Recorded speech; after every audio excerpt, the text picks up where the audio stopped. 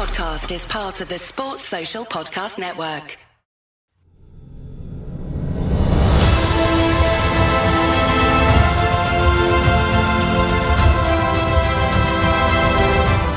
Welcome to Scarlet's Fever, the home of Saucepan Central and Westerer is Besterer.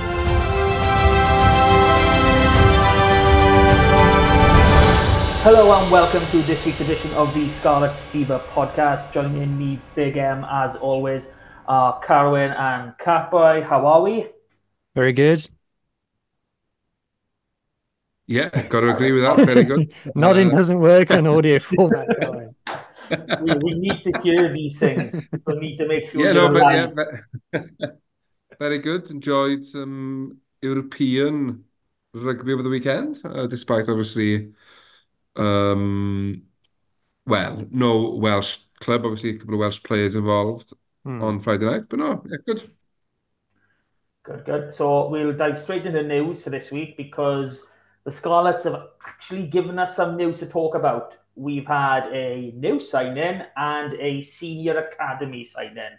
So I'll start off with the senior academy boy because I watched this kid play a few times and he's quite exciting. So we have got a 6'6", 18 stone 5 lock by the name of Will Evans. And he's only 18, so chances are he's got a few more inches and maybe a couple more stone to go. He is 6'6", is he? Yeah. Because I was watching the clips that Scarlet's put out, and I was thinking, he looks big compared to other under 18s, but it's really hard to judge because there's some under 18s is like still kids.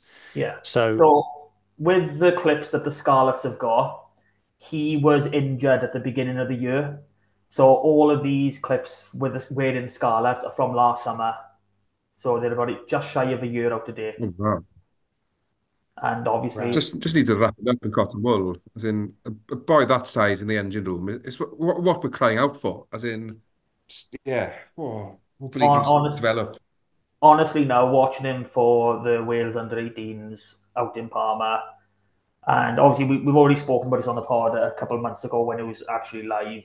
But two of the things that really take from Will's game is his carrying and his work rate. He hits everything that he can possibly see, and that's brilliant from a lock. That's what you want. You want him tackling everything, hitting rucks, and if they contribute to a bit of carrying in there as well, then you're golden. And that seems to be exactly what he's doing at this age range. So I'm very happy, very excited. And in all fairness, the 3 senior academy products that we've announced, we know we've got 10 or 11 signed up. They're all top quality. They all look to have really high ceilings. And anyone watching our age grade 18s of the last season... Not allowed to talk about it. It's bullying if we talk about it. It's bullying if we talk about the other teams. Yeah, right. Okay. Now, anyone who's watching know that they're a special bunch, and quite a few of them have got really high ceilings. So it'll be interesting to watch them progress, especially with the SRC, the new Premiership, which we are fairly sure that these boys will be featuring in.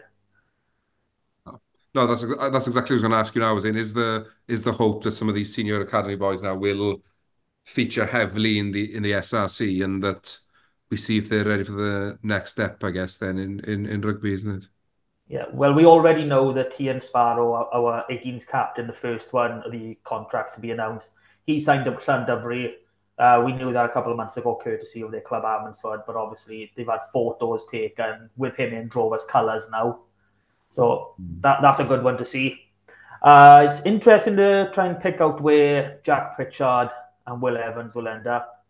It'll just depend on the makeups of these squads. We still haven't had full confirmation of that. But if Berry and Watkins sticks with the Drovers, I'd imagine Pritchard will be with the Quins and most possibly... Quins are on the cards to have a really good team next season. They seem to be getting the pick of our academy. Well, if you look at it from just an overall squad point of view, Drovers we know have got the strongest squad that on paper. Even on the pitch, they've proved that over the last 18 months, 2 years. So whoever they are losing and to get this balance right, I don't think they're going to need too many of the better players. They've got such a strong core of that squad. it's going to be hard to beat them, even if they lose, 10, 15 players, because everyone's going to be in that same boat. So we move on now to our senior squad signing. And is he a senior squad signing? I thought he was a senior academy. He's senior academy, but he'll go into the senior squad. You know what I mean? It's that type of player. Like under 23s will go on an academy contract. It's just the way it works. He'll be training with the senior squad, etc., etc. So, is it Nottingham? I'm getting that right. For some reason, I had Northampton in my head for some reason, but I know it's not them. It'd be a hell of a deal if we were signing the Northampton's starting fullback. That would be, but no, we're not, sadly. So we got Nottingham's 19 / maybe just turned 20 because a few stats have changed when I was looking at them earlier. Fullback Ellis Mee. We are pretty sure that he now stands at 6'4" and weighs in at 92 kilograms. I can't find any stats of him from the championship. Who you might be able to help there. But I can tell you... you struggle for championship stats. To be honest, I wouldn't read too much into it. Nottingham didn't do very well in the championship this season. So I would not read too much into it, to be honest. The highlights reel that they posted looks decent. Everyone's highlight reel looks decent. He's tall is my biggest takeaway from it. So what I can tell you about him is he started 4 games in the Premiership Rugby Cup, all at fullback. And he scored 2 tries in them. Played against Saracens, Hartpury, Coventry in that competition, and another one that the name just eludes me. So, he's not coming in to be first choice, obviously. But how are we feeling about this sort of signing? Look, we needed a fullback, definitely, and it is how it is. As soon as a young kid decides to play for the Scarlets, all the articles are just counting down the days till he gets picked to play for Wales. Look, I can't say that I know about the guy either. I hope he's amazing. And like I said, we needed a fullback, so fingers crossed. But it is purely fingers crossed at the moment. I wouldn't be surprised to see him at either Quins or Drovers, to be honest, based on his age and based on his level of experience so far. Carwyn, what about you, Ben? Yeah, it does feel. Yeah, I tend to agree with you there that it feels like he's a signing for the future, and I guess now's the time to sign for the future because obviously with budget cuts ahead of us next year, it was going to be hard for us to attract a similar caliber player to what Leinster signed from New Zealand, but he looks exciting. Or La Rochelle, yeah, as we know, Mike Walker's favourite 2 teams. But no, to be fair, as you say, we needed a fullback. He's young, looks exciting. He's obviously Welsh qualified, which is another big tick in the plus column. But he needs a bit of time to adjust, and hopefully he hits the ground running at SRC, and then is ready to make the step up maybe Christmas, early next year, or maybe even a bit later, depending on injuries. I wouldn't chuck him in straight away because what we can't afford to have now is players coming in low on confidence. We need players coming in who are buzzing and ready to go, just to lift the rest of the squad. Because I'd imagine the majority of the squad will be feeling dejected at the end of this season after a tough slog. So hopefully new blood coming in is buzzing, ready to go, and we'll all be cheering for me in the stands. Overall, I'm happy with this. We like to see signings like this. We like to go, okay, there's a young talent, let's pull him in, let's see what he can do.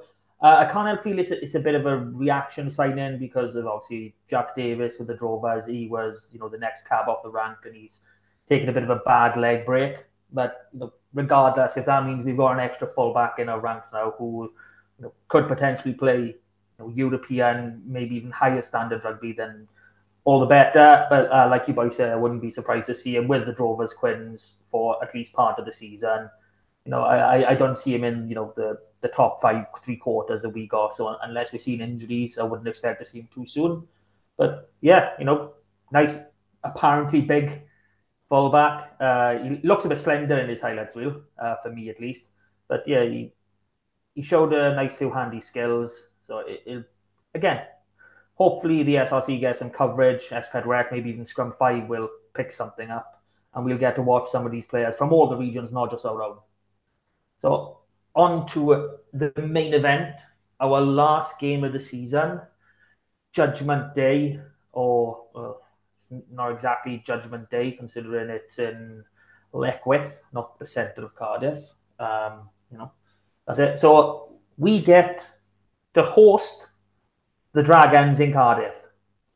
And, we haven't exactly got the best history against the Dragons when it comes to these double-header fixtures. Even we'll come to it a bit, even when we won the league, we beat the Dragons on Judgment Day by like 5 points. Like, we just can't do this fixture for some reason. No, and like even the reverse, Costello, I know he was still freshly back from injury. Any other game, any other time, he would have slotted that penalty, no problem. He would have probably backheeled it over if you asked him to.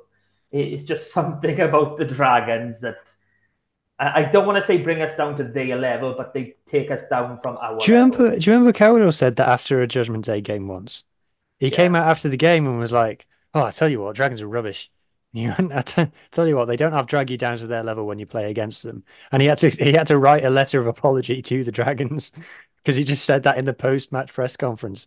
Bless him, Cowdell. We love him, but he's not always the most switched on lad, is he? He was a young man then, I want to say. Probably was 2 years ago. But there we go. So I often think, though, that the Dragons are up for it more than us as well. We might drag down, but it always seems like they want that win more than us in Judgment Day. Well, I think it's the same when they play the Ospreys at home. It's like, yeah, we've done these once or twice before. We know we can beat them. Even if they've got 15 nationals and we got 15 boys playing in the pub league. I'm not saying that's their squad at all. I'm just saying that's the sort of comparison. They still come in thinking they're going to do it. And, looking at this season, okay, we haven't had the best of seasons either, but if they can round it off with a win against us, they'll be fairly happy going into the summer. They lost to Zebra away. Well, look at the 4 regions results in Zebra. That's all I'm going to say with about which team is the best. But no.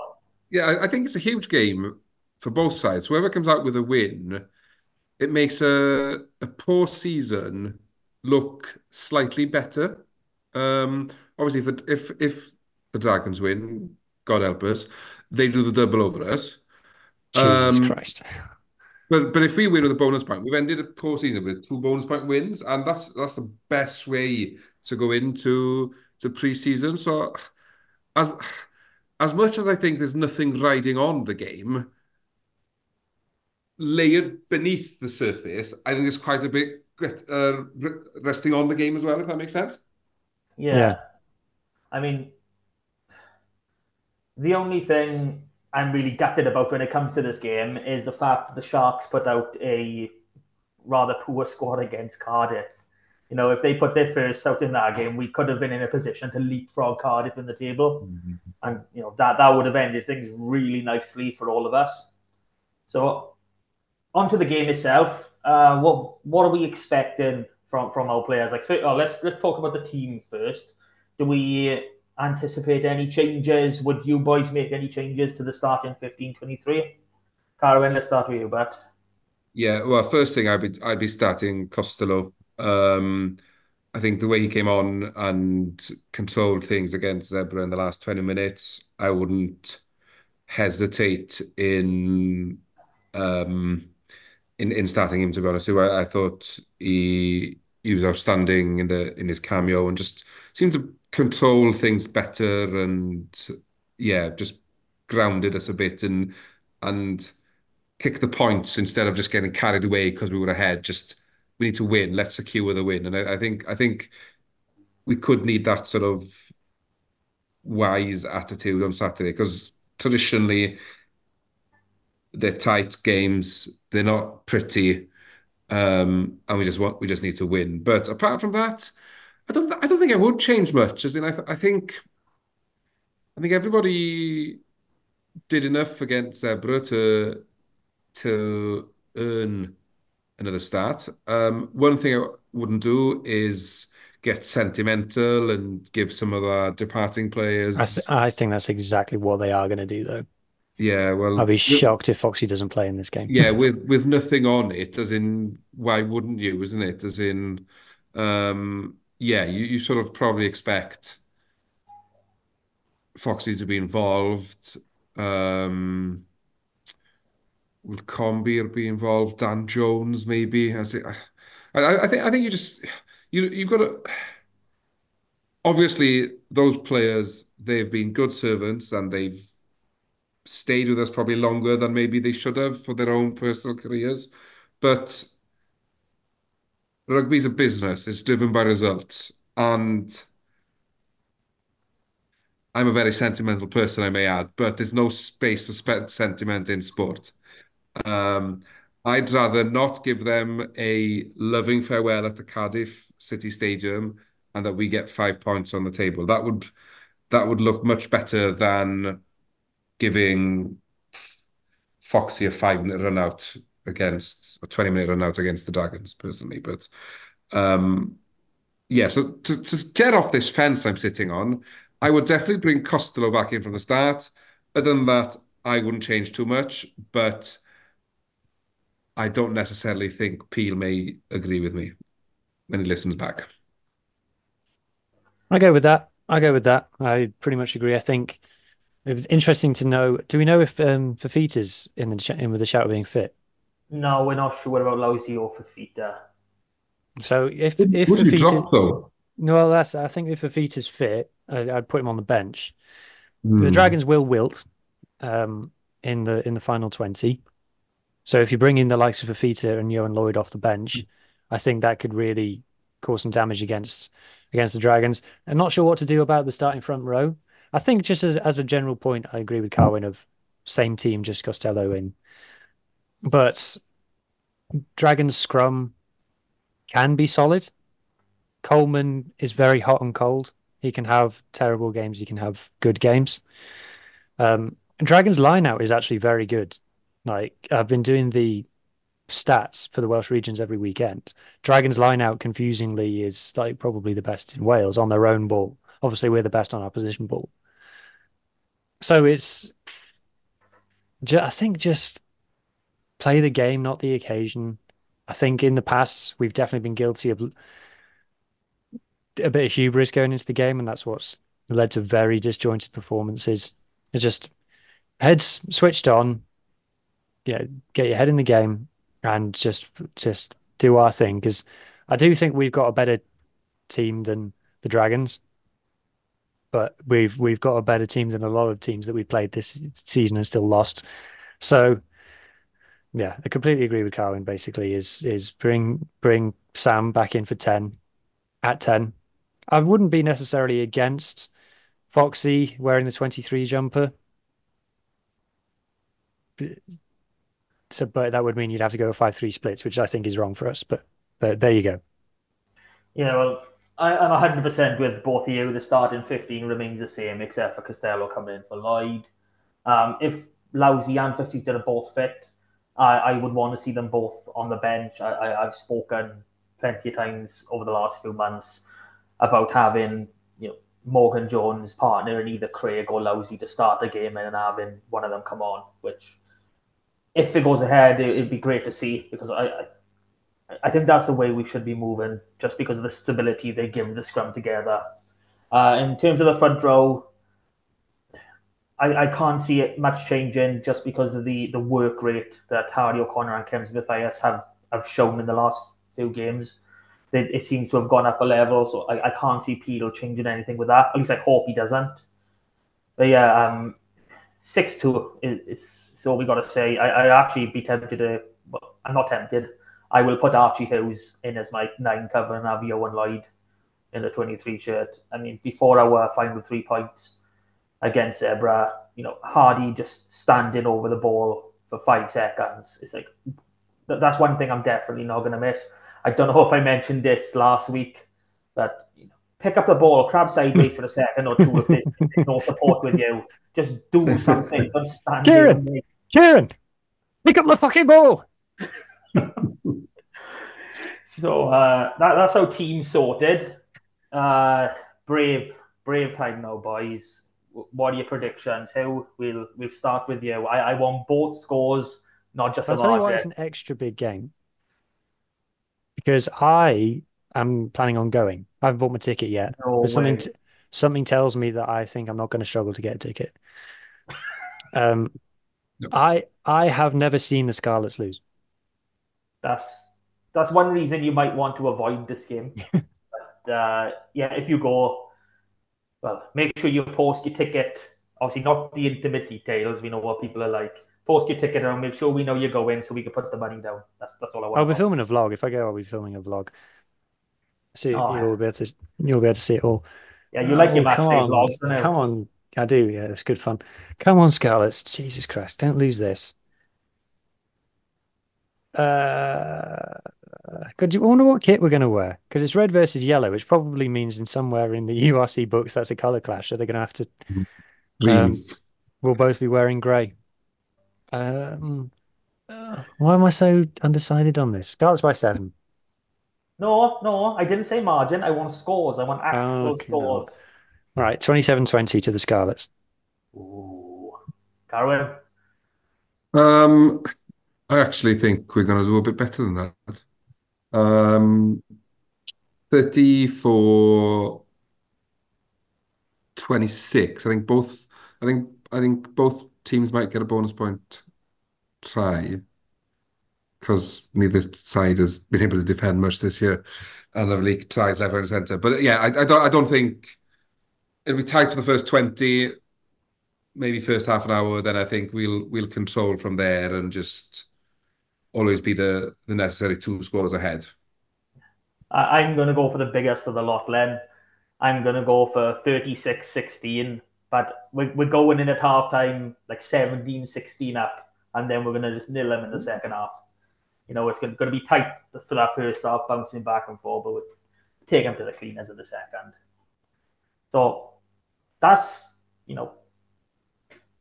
modern day rugby in the present times.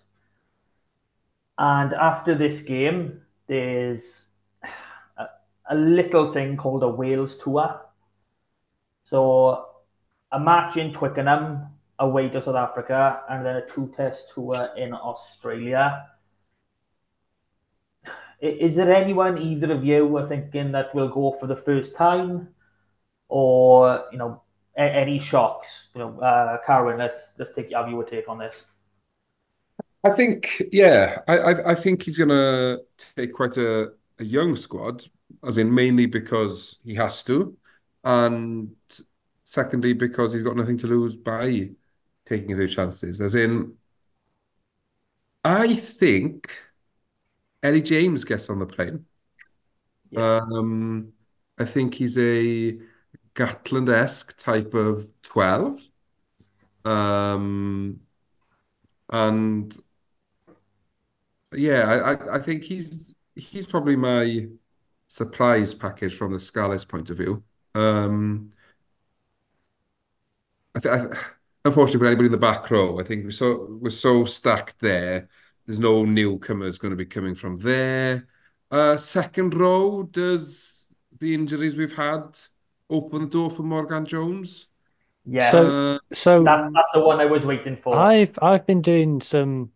Me and Harley are doing a stats podcast on Thursday, is the plan. And I've been looking at the stats. You would be shocked how good Morgan Jones's stats are. Yeah. Not many people would. No one would say off the top of their head who should play second row for Wales. But you think about it. Rowlands isn't going to be available. Beard is injured. Jenkins isn't available. Teddy Williams, I think, is injured. Teddy Williams isn't available. So they are scratching around for second rows. Now, I don't expect Morgan Jones to be picked, but if you go just purely off stats, which I don't recommend anybody does, but if you do, and you compare him to his peers, Morgan Jones's stats are as good in any department. Yeah, I mean, he was one that I was waiting to be named. I was hoping one of you would do it, and thank God you did. I can definitely see him being involved in the squad for South Africa. Whether or not he makes the match day 23 is another question. I don't think he goes to Australia.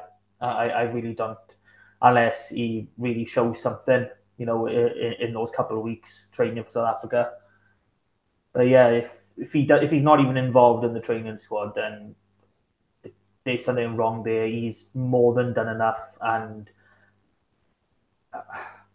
I was disappointed with him a bit last season. I expected him to have pushed on a bit more, but that seems to have come over the last 2-3 months. And once you do that, you need a reward for it.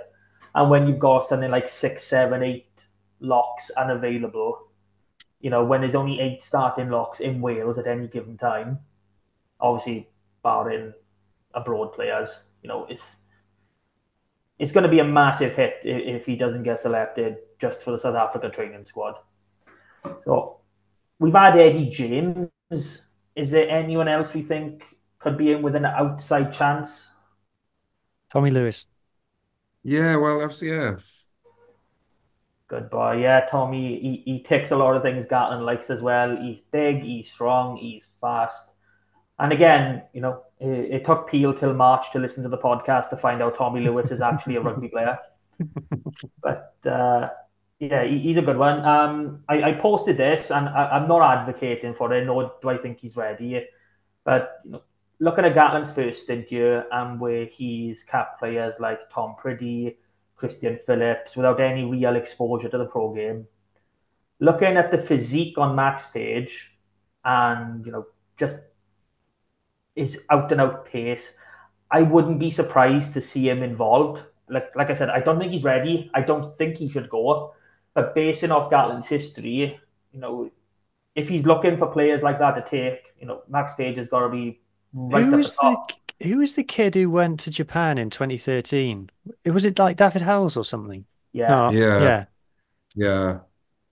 So these they, like you say, Mark, they do have a record of picking wingers, but like early. Really? Yeah, but they had some regional rugby experience, didn't they? I think. I don't think Priddy did at all. I think he was like 17 years old and something. He was the youngest. Who was that other rapper kid? Yeah. Was it Robson or something? Christian Phillips was another one. I'm trying to think of them all. I just think at the moment, unfortunately for Max Page, there's probably enough unexposed pace at international level playing in the regional game. Just sort of thinking, well, Tommy Lewis, probably Tom Rogers. I know he's played for Wales, but he's probably be in the mix. That's just from us, as in there's a few of the wingers playing well enough to be on that plane at other regions at the moment. I think it might be a step too far. And I think also the opposition, when you sort of think, as in with no disrespect to Japan, but going on a tour to Japan is... We did lose one game. Yeah, well, yes, yeah. but thinking South Africa, then Australia twice. And is it the Reds we play then in just a... Yeah, we played the Reds after as well. It's not even like a midweek. It's like a week after. Oh, it is the full week. Yeah, it's just a jolly, isn't it? I just think it's probably maybe a step too far for Max Page at the moment, but he's certainly one to watch. As in, if he gets game time early next season, then it would not surprise me if he's involved in the autumn or next Six Nations. I just think this tour might come 6 months too soon for him. I can tell you one thing though. Thanks. People will not be happy with how many Scarlets are going to be in this Wales squad. There will be more than people think there should be. We will have maybe the second most. And one thing people will not be happy about is Scarlet started in one match, get dropped for another, get replaced by another Scarlet. Yes. We tend to a lot. The Scarlett gets dropped and replaced. Oh, it's another Scarlett outside half. It just it's an endless loop. We seem to produce players in twos, in pairs. We'll have two scrum halves. We'll have two centers. Flipping it round, any chance that Cowdell doesn't get picked? For me, I wouldn't have been picking Cowdell for the Six Nations. I mean, I'm the type of person that, yes, there's a 4-year cycle, but at the same time, you've got to win every match you have. And quite simply, if you've got a 34-year-old scrum half who isn't exactly your out-and-out starter by a country mile, then it's time to say, ta-ra. We had Thomas Williams, who on his day, but I have to reiterate that, on his day, because he has many off days, is the first choice in Wales. So for me... Isn't he out for the summer? No, they think he might be back. News today was that they think he will be back for the summer. Okay, because I had Gareth Davies in my original squad, no Kieran Hardy. We always say that about Hardy, though. We always say that he's not done that much for us to get a place, but he's just entrenched. No, it's the traditional Gatland book. It is so difficult to get in his good books, but it's even harder to get up to them. But when you're looking at Kieran Hardy, he came back from Jersey Reds. He had a storming 2.5, 3 seasons with us. And since he's had regular training time with Wales, I don't know what's happened to him when he wears Scarlet. Is he not the right shade of red for him anymore? But it won't be in a few months' time. Well, he's joining a team not to be first choice, so as in I don't think he'll be clear first choice there. Yeah, he's clear first choice there. He won't. Not the way young Morgan Williams has played. I think Hardy's going to struggle to start. No. Even if Morgan Williams is playing better than him, Hardy will be first on that team sheet. It's as simple as why sign him? Why sign a current Welsh international scrum half to be second choice? Yeah. Is my thinking. That's the same with me. I know loads of people. They go, "Oh, we don't need him. Morgan Williams is better." You don't sign a player on that money to bench. When you're working off $4.5 million, you don't sign someone who's 6 figures to go on the bench. Yeah, exactly. It's a stupid business plan. But I would say butters your sprays, but we know Lance Bradley's in now, and he doesn't seem like he's top or nothing like that. So, that's good enough for him. So, is there anyone else we can think? Harry O'Connor, he picked up his first proper cap. Yeah. Might go depending on who else is available. Someone who's not a Scarlet yet, but could possibly be a Scarlet at tight head, Henry Thomas. Do we think that he's going to be back involved? Not for the Springbok game, because I think it will still be. That's outside international. It's outside international window. Yeah.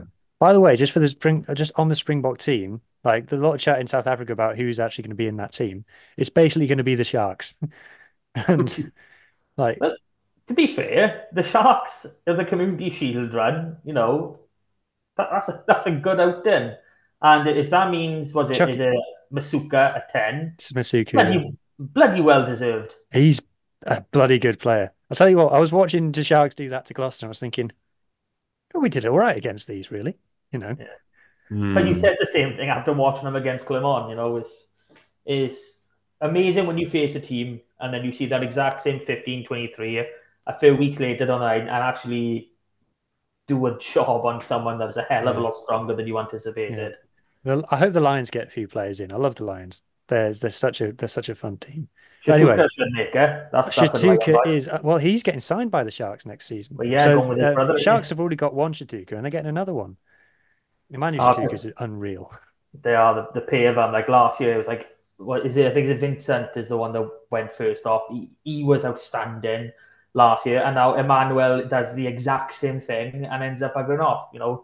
It must be hell being a Lions fan, basically being a development team. I wouldn't like Speaking of events at the weekend, Lions lost 3 Super Rugby finals in a row. No. Yeah. that's terrible. Yeah. But there we go. They're not there anymore. So what was the original question? Talking about Wales, probably. Yeah, Henry Thomas. Obviously, we've had some rumors about him coming to us. Does he make the squad after? Obviously, we think he's cup tied for the South Africa fixture. Well, he really should be because it's still part of the season. Does he make the Wales squad, especially if they announce that he's signing for the Scarlets? If he's announced that he's coming to us, then yeah, he'll make the Wales squad. It's one of those classic. I want to play for Wales. I best move to the Scarlets type signings. We had plenty of those over the last 5 years. Look, he'll get plenty of game time for us. He'll probably be good. I don't think he's another Will Griff-John, but look, I'm not going to be horrible. I hope he does sign for us, and I hope that he does very well. Yeah. In terms of Henry Thomas, he is an older player. Yes, he's a prop, so they tend to have a couple extra years on top of them. Usually signing a player for a year or 2 years as a stopgap, I'm really against. But when we look at our stock at tight head, we've got Harry O'Connor and Sam Wainwright, who are both URC plus level. So having someone like Henry Thomas come in, who has done it at the top end of European rugby, in France. Plays week in, week out in the top 14. You don't get to do that if you're a shit tight head. No, exactly. And I think bringing in someone like that, even if he's only going to start, 10, 12 games over the season, just having him in that 23, guiding, especially Harry Thomas, because he is the younger of the pair and he's the one that seems to have the bigger ceiling. I think that would be invaluable, even if it's just for the season. 2 seasons, would be gravy. Happy days. Yeah, what I will say is, if we do sign him, I don't want to hear any of this Scarlets weak pack talk next season. Because if we're going to have Alec Hepburn, Ryan Elias, Henry Thomas, like Lousy, Fafita, Craig, Moggs, one of them, and then Plumtree, Carwyn, Dan Davis, Jared Taylor, whoever it is, there is absolutely zero wrong with that pack. So if we're getting flattened next season and we're getting destroyed up front, it's not because of the personnel. No. I mean, people have been, shouting, we need to strengthen our locks. We need to strengthen the boiler house. Our locks are fine. I know we are in the market for a couple more, as in Jack Dunn and Max Douglas. But, Craig, Lousy, Moggs, Jack Price, Fafita and Plumtree in emergency. That's a good stable. That should be enough to see you through a season easily, if not a couple. But we are in the market for a couple of second rows. I don't think either of them will improve us, which is, unfortunate. Jack Dunn hasn't exactly set the world alight, in Ireland where he started or down in Exeter. Handy player, does his job, etc., etc. But if we're signing players, especially NWQs, we got to be signing them to be first choice. Otherwise, why waste an NWQ spot on someone who, A, isn't going to be starting week in, week out, or 2, isn't going to be able to contribute a hell of a lot of experience to our younger players. And I don't see either of that with Douglas or Dan. Thoughts, Carwyn? Anything? Yeah, no, I think, just to agree with you, really. I think anybody we sign now has to improve the current match day 23. And in Hepburn and Henry Thomas, we've done that in the front row. It's hard as well, though, isn't it? Because on paper, when you look through our team, there's not many you'd say he shouldn't be there, he's not good enough. As in, it's just a case that this year, for whatever reason, it hasn't clicked, it hasn't worked.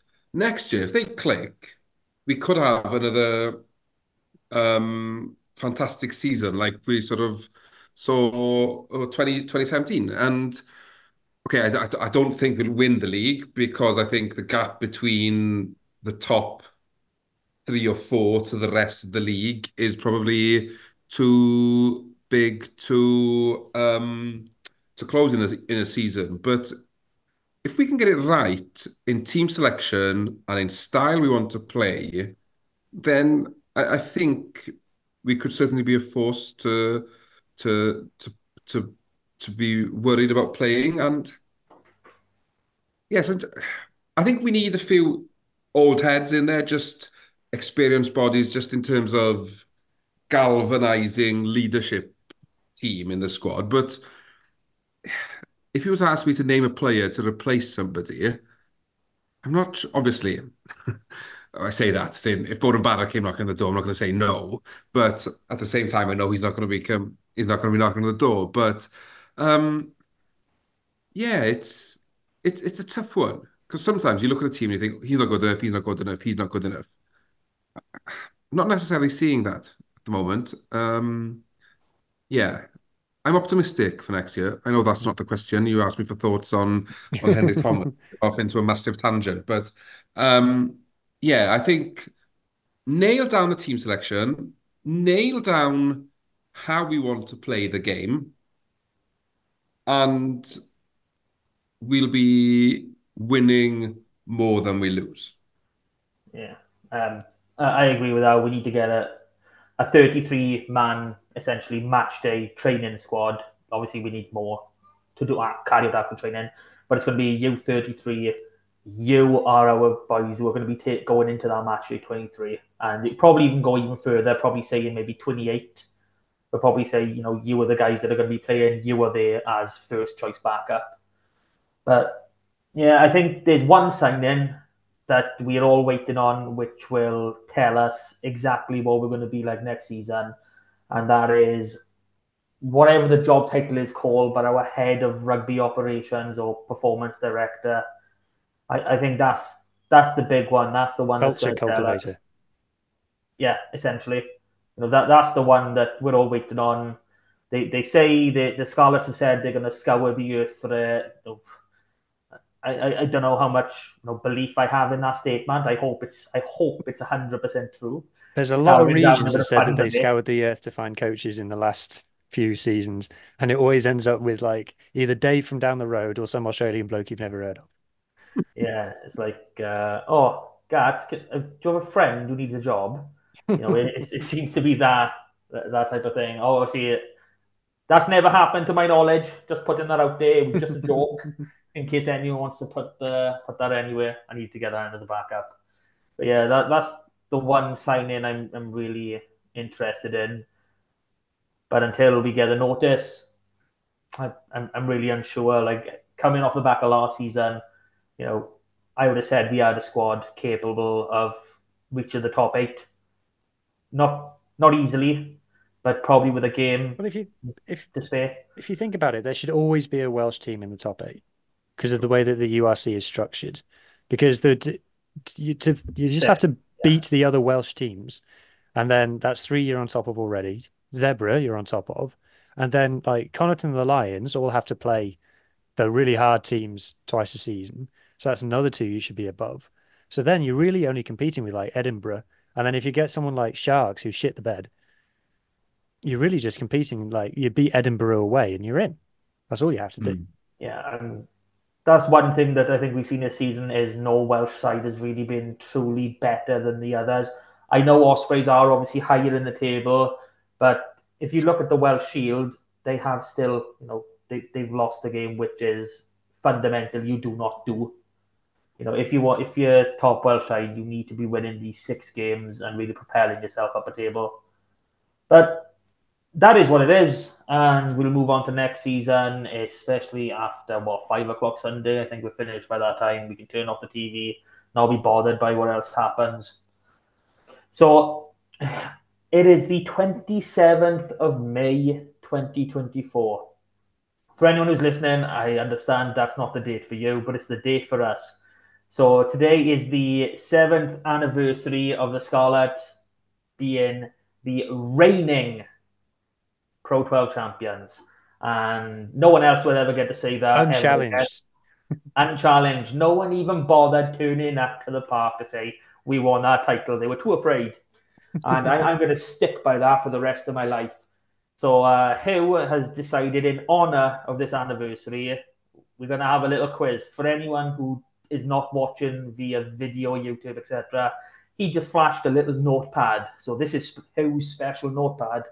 with special things written down. I hope there's not special things drawn down. That'd be weird. So take it away. So I think how I'm going to work this is I'm going to ask you a question in turn, because I did think about doing buzzers, but then I thought over Zoom might give someone an unfair advantage with their Wi-Fi. And Mark, we know what you're like with your connection. I think it's just best I ask you questions in turn. So 12 questions, Pro 12 questions. 12 Pro questions. Can we make a 13th just for a tiebreaker? Well, if there's in the event of a tiebreaker, I will think of something. You will think of something. Right. What colour was he wearing on that day? That's the tiebreaker. I'm hopefully going to have a bit of a show and tell for the next pod as well. Teaser. Next week. So here it is, the Scarlets' 7th anniversary being reigning Pro 12 champions of the world. Quiz. Of the world.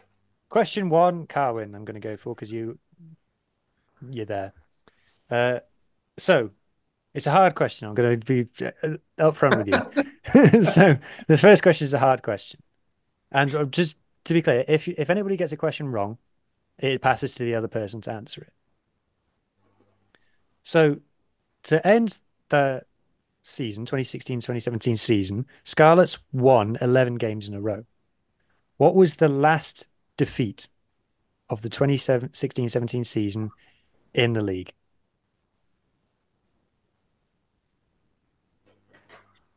As in, who was it against? Or who was the last team to beat us in the league?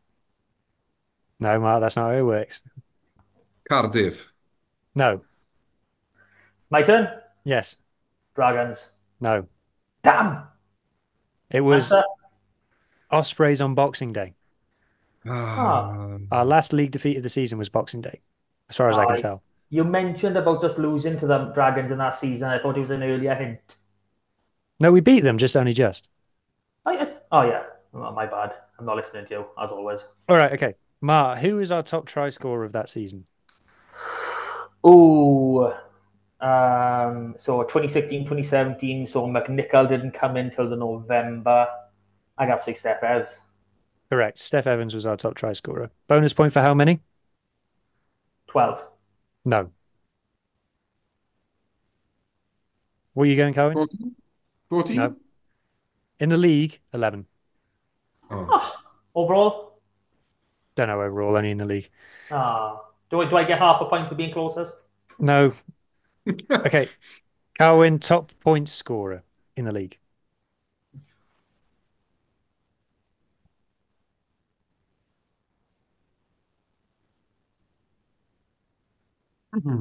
Patchell? Patchell is correct, yes. When we're thinking, can we make lots of noises so that the audio listeners are are engaged? Okay. All right, Mart. Total tries that we scored in the league. Total tries that we scored in the league. So it's Pro 12, so it's 22 games. Oh my God. Are you including the playoffs or not? I'm going off the Wikipedia page. I assume it only counts the regular season and not the playoffs. One sec. No. Don't shoot your bastard. Okay, so 22 games. So I'll go for 71. Incorrect. Carwyn? I think it's going to be higher than that. I'd put it about 84. No. 66. Oh, wow. Oh, no. Felt like we were scoring tries. We really only came good at the very end of the season. Oh, I literally decided myself, okay, 22 games, okay, 3 tries a game, that'd be 66. But did we score more? I think we scored more than that. We actually didn't. We came good right at the in the second half of the season. We won 17 games and 11 of them were right at the end. Well, we lost the first 4, didn't we? Yeah. Well. So we actually scored the fewest tries of anyone in the top half of the table. Total. Wow. We actually conceded the second fewest, which isn't a question. We conceded 40. The best was Munster, conceded 34. We scored 66 tries. And they conceded 6 against us? Hang on. So Munster conceded 34 in 24 games. They conceded 28. No, in 22 games. Oh, it doesn't include the playoffs then. Doesn't include the playoffs. No, I don't think so. Anyway, It doesn't. Ospreys scored more tries than us. They scored 74. We scored 66. Put that in the trophy cabinet. Yeah. Okay, right. Who did I ask that question? Did I ask you that question, Mark? Yeah, that was my question. Yeah, okay. You are keeping score now, I know. Yeah. Oof. You're on 1 point each. I was scared then. Oh, Carwyn, no, take the lead. Total points that we scored. Okay. Jesus. Right, okay. 513. No, but I tell you what, I'm gonna get who gets closest to this because I think it's a bit unreasonable to get it spot on. So 513. Mark, what are you going? If it's close, that's 514. Oh, right, I'm sorry. I'm only gonna give you half a point. You shouldn't be giving stuff out like that, but I will always look for the win. Yeah, I'm sorry, Carwyn. I've done. I think that's a bit unfair. So was it 514? No, it was 537. Oh, I don't think either was close enough. You would have been close enough. I would have gone for 560. He's got Mark went for Price is Right rules, and he's done you there. I'm sorry, I've only given him half a point. We scored a lot of penalties and conversions. We did, yeah. Because if you think about it, we scored 330 in tries. We only got 9 try bonus points according to this, and got 0 losing bonus points. Yeah, no, because we scored 66 tries, which is 330, isn't it? Yeah. So we scored 207 points in conversions and penalties. Exactly. Right. Next question. Finishing position. Mark, where did we finish in the league? Oh, crap. I've forgotten third. Third, correct. Carwyn. How many points do we... What position we finished in the league? They shafted the questions. All right, okay, calm down. It's the reason he picked you first. Right. Carwyn, Steph Evans got red carded in the semi-final against Leinster. He did. What did he get red carded for? Oh, I know. Tackle in the air. No. Matt? High tackle. No. Damn! It was a tip tackle. Tip tackle. I knew it was something with the head. So what? Because he got it rescinded, remember? So yeah. I think it was I think it was either him or Samson Lee tackled someone, and the other one got in the way, and he ended up dropping him on his head. I mean, I'm technically but it got rescinded. Right. He got banned for head contact. No, it wasn't a high tackle. It was a tip tackle. It was head involved. That's what I went for. Right. No one gets that. I could have sworn it was a crossfield kick, and he'd taken. So, yeah. I'll be honest. I was thinking that first off, and I was like, "Oh crap, it weren't." Well, maybe I'm wrong. We'll find out. If I am wrong, people can write in and tell me. Right. What was the next question? Okay, Martin. The Scarlets in their victory against Leinster down to 14 men was a historic first ever semi-final away victory in the Pro 12 or whatever the league was called history. Who was the second team ever to win an away semi-final?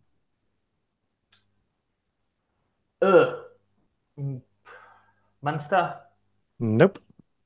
Carwyn? I think it was Glasgow. No. Oh, that was my second choice. It was us again. That's not. We the following year we won the away semi-final as well, up in Glasgow. Oh, you didn't say against two. Oh, I missed the question. I'll give Carwyn half a point. No, I'm only joking. Oh, it's too honest. I don't think that's the right wording of the question, because only one team had won at that point. You know, only one team had won away. You know, there was no second team. It was just the Scarlets. I've got no issues with the question, so I think it's a very good question. He's trying to get him swapped over. Here we go. Right. We're on to the actual final itself now. Okay. So it's Carwin's turn, isn't it? It is, yes. All right, Carwin, name the try scorers on the day. I'll tell you how many there were. 1, 2, 3, 4, 5, 6. 6 try scorers. Name them. For Scarlets, for us. Yes, and you get a bonus point if you do it in order. Steph Evans. Okay, you haven't done it in order, but what he is correct. Liam Williams. Yep.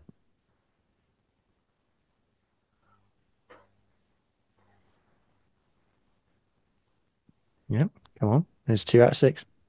DTH Van der Merwe. Correct. Very good. That's half of them. Yep.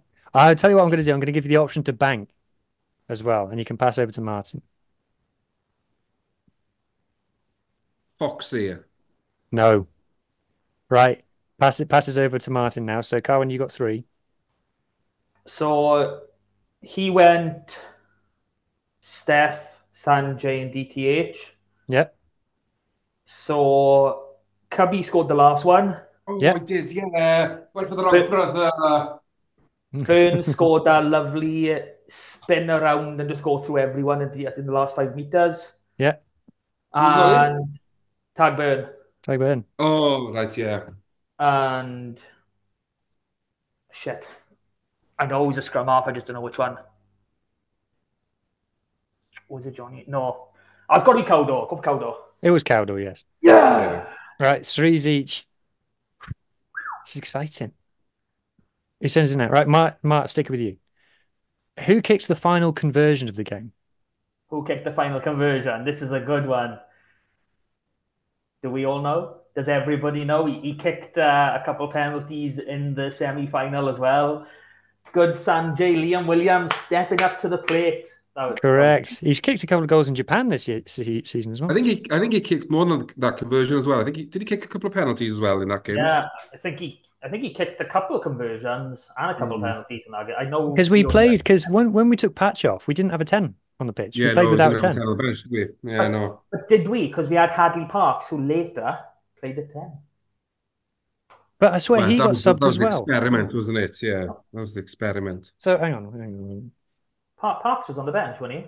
Because we started. Yeah, Parks was on the bench. Scott and Foxy, yeah. Okay, yeah. All right, fair enough then. Okay. Where am I now? Well, I'm on like 12 points, I think. I'm on 14. Right. Cowan, is it your turn? It is my turn, yeah. Okay. Oh, yeah. So, yeah, it is. My bad. Wales, Scarlets, and British and Irish Lions legend Ken Owens was Scarlets captain this season, but he was injured on the day. Who captained Scarlets on the day in the final? One of our most famous adopted brothers from wee bonny Scotland, John Barclay. Correct. Right. I'm just going to do some adding up to see. One question left. So I'm just going to do some adding up. Right. So Mark's got 1, 2, 3, 4, 5, 6, 7 and a half. It's the half that's changed it. The half could be all crucial. Carwin, you've got 1, 2, 3, 4, 5. 6, I believe. No. Oh yeah, 6. Sorry, you got the John Barclay one, didn't you? No, yeah. Hang on a minute. Please hold call. Lee, you might need to edit this bit out. 1, 2, 3, 4. I thought I was on 6. Oh, no, you're on 5. Mitchell. Barclay, the 3 try scorers. Yeah. So nobody caught question 1, which was the Ospreys. And Mark got top try scorer, which is Steph. You got top point scorer, which is Patch. Yeah. Mark got closest to tries, I think, or nobody got tries. Nobody got tries. Point scores. That was me. All right, okay, so Mark, you've only got 6. Oh yeah, nobody got tries, but somebody got points. Yeah, Mark got points, and then Mark got finishing position. But surely somebody should have got tries as well. Then I would have. I was 5 off. I didn't run that rule. I didn't do that rule on that one. It's either for both questions, for neither question. No, it's not. Then I get an extra half a point. We both went over, and I was closest. So Don who's out even more bad. Nobody got the tip Well, tackle. Nobody got the tip tackle question. Okay, right. Look, okay. Mart is on 6.5. Carmen's on 5. oh yeah, that's it. There's 1.5 between us. Sorry, I thought you said there were 2.5 between us. That's what Right. confused me. Okay. So You keep- this is the decider, right? So this is. I'm going to give you 3 points for whoever gets this. So this is a game of. What? No. This is a game of. Who gets the end first? So it's naming the first 15 who started the game. Got to name all 15 players, 1 to 15 in order. And by the way, there's definitely one which we're going to get stuck on. So, Mark, you're in the lead, so you get to go first. Okay. Just to be clear, whoever gets to the end first, whoever names the 15th player wins. Okay? So if Mark gets 14 in a row and then gets the 15th one wrong and Carwin names the 15th one, Carwin's won. So, Mark. 15 players started for the Scarlets in the grand final against Munster in the Aviva Stadium. In your own time, go on. Rob Evans. Yep. Ryan Elias. Yep. Samson Lee. Yep. The one you think we're going to get stuck on. Yep. Lewis Rollins. Correct. Tag Byrne. Yep. Mr. Aaron Shingler. Yeah. You haven't got this written Nope. down. I mean, I wrote it down earlier, but I haven't got it up in front of me. Why did you write it down earlier? Expecting this question. I wanted to have a look. Right. I remembered. I got Cubby. Then we had Barkley. Yeah. Cowdo Patch. Yeah. Who played six? Shingler. Shingler. Oh, sorry. Yes, yeah. Just testing. So Cowdo Patch, Steph, Scott, Foxy, Sanjay, McNichol. Yeah. To be fair, you can't argue with that, Carl, when he's done you there. He's got them all. Would you have got that? Would you have got Lewis Rawlins? Yes, because funny enough, I looked at the team today, anticipating a question. We both done the same thing. I even remembered how many different nationalities we had playing that day. All right, go on. All right, let's hear just for the fun of it. Let's hear it. So in the match day 23, we had Wales, Ireland, Scotland, South Africa, and Canada. Yeah. How many did you say there? 5. Say them again. Wales, Ireland, Scotland. Yeah. Wales, Ireland, Scotland. South Africa. Yeah. Canada. Yeah. You're missing Australia and New Zealand. No, but they didn't play for Australia and New Zealand. They played for Wales. But it's at the time. They hadn't played for Wales yet at the time. But they weren't they never played internationally for those either. So unattached to a nation. I'll give it to you. Did David Bullring play for the Springboks? No. He hasn't played for anybody, has he? So he's not South African. He's unattached. You needed to say unattached. Well, no, it's all descended into chaos over here, ladies and gentlemen. Who can name the substitutions? Carwin, you ever got a name in the subs?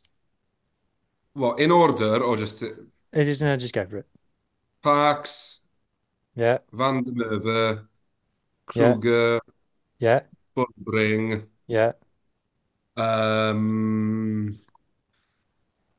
Oh, man fach, I've just had a blank.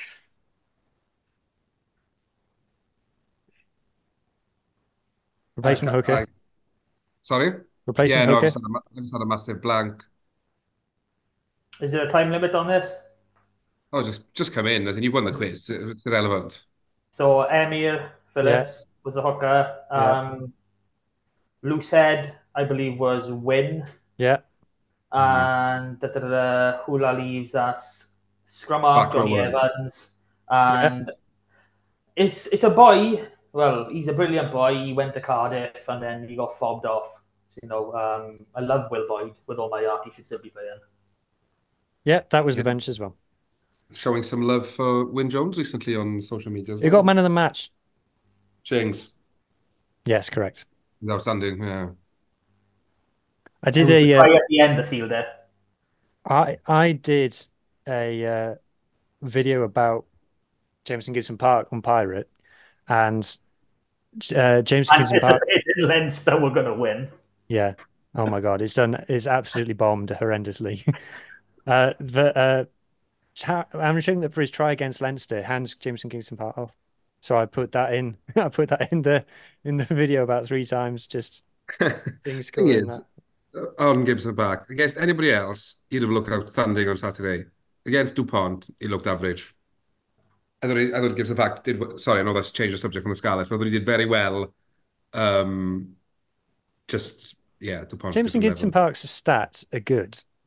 DuPont's stats are stupid. They make no sense. It's ridiculous. Like, he is so far clear of any other player. In absolutely everything. He's unreal.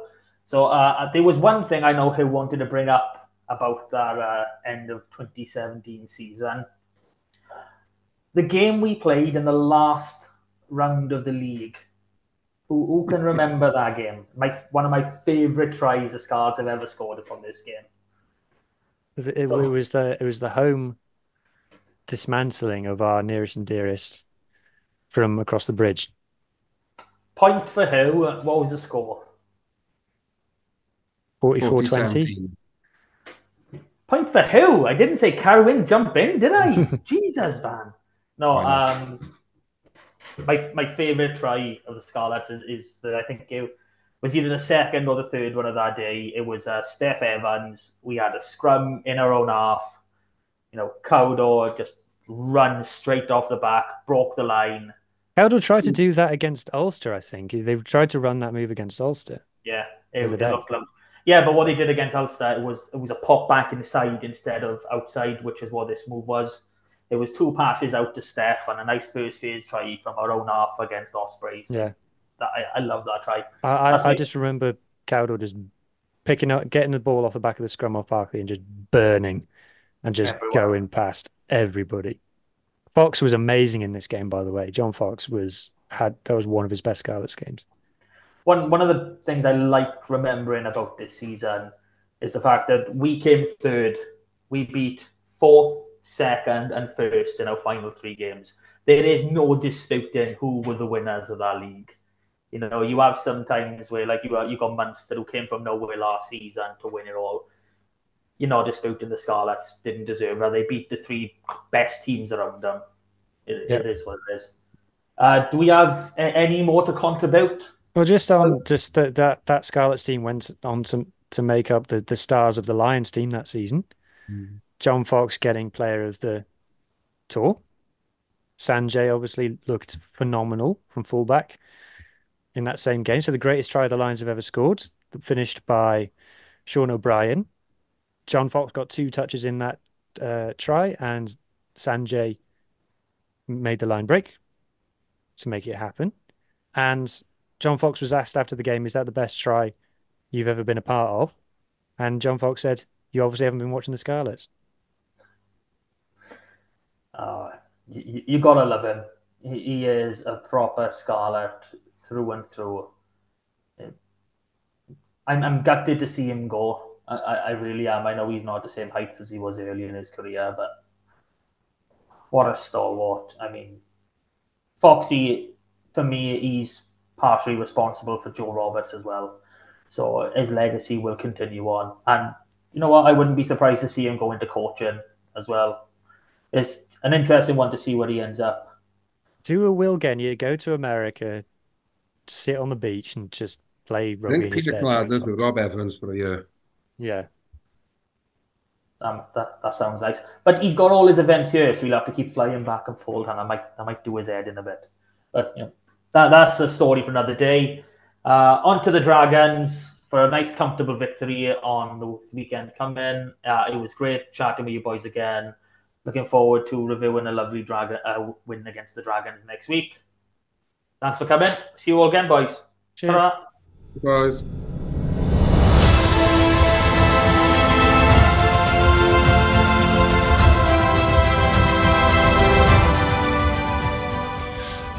Thank you for listening to the Scarlets Fever podcast. We hope you enjoyed the show. Please subscribe, rate and review wherever you listen to us, as it really helps us spread the word. You can find us on all the usual social media channels or email us on welshregionalrugbypod@gmail.com. And remember, Whatever the question, rugby is always the answer.